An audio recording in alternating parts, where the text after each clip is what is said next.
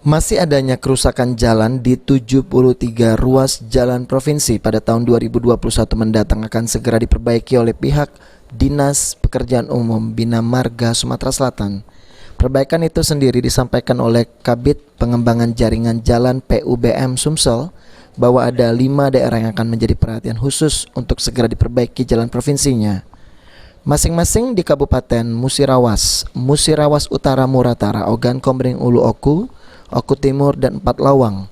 Selain 5 kabupaten tersebut, nantinya sejumlah jalan yang mengalami kerusakan milik provinsi juga akan diperbaiki.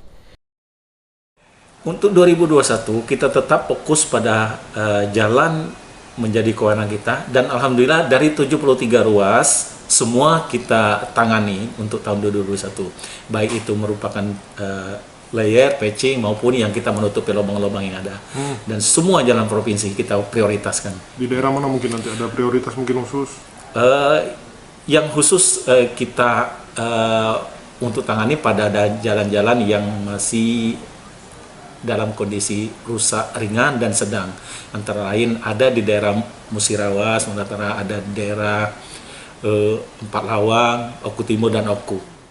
Dinas PUBM Sumsel juga selalu berkoordinasi dengan pihak Balai Besar Jalan Nasional 5 Palembang serta Dinas PUBM Kota maupun Kabupaten di Sumatera Selatan terkait kondisi jalan di Sumsel agar ke depan lebih baik lagi. Firman Hidayat, PAL TV.